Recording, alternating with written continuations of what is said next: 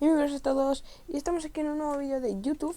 Y esta vez es para una nueva sección del canal que va a consistir en noticias que voy a ver en Twitter o en Google mismamente o en Facebook misma, bueno, sobre noticias que vayan pasando por el mundo de los videojuegos, ¿vale?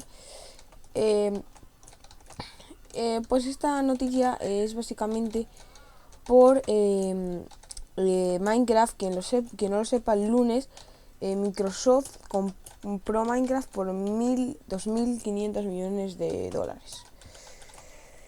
A ver, eso es una burrada increíble, ¿no? Por un juego que está chulo, pero tampoco es que esté como el GTA de bien hecho, ¿no? O sea, gráficamente son cubos.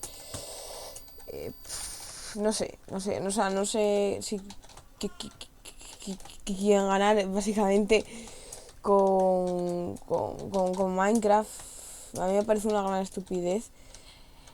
O sea, no es que no me guste el Minecraft, pero 2.500 millones de dólares, uff, eso es mucha cantidad. También, quien no lo sepa, Microsoft es el que creó, o sea, es el que creó Xbox y una cantidad de videojuegos, tipo como Halo. Pues en el Minecraft, hace poco sacaron un Minecraft para la Play 3. Ya anunciaron que iba a ser para todas las plataformas. Eso me pareció más o menos bien, o sea, sí, razonable.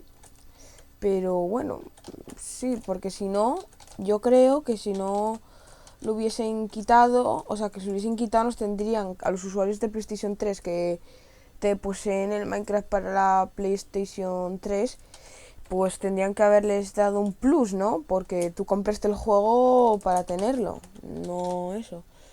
Entonces yo creo que serían un lío, pero bueno.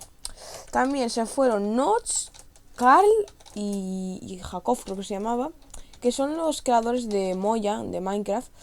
Y bueno, y esta es la pequeñita, bueno, la pequeña, la gran noticia de Minecraft. Si queréis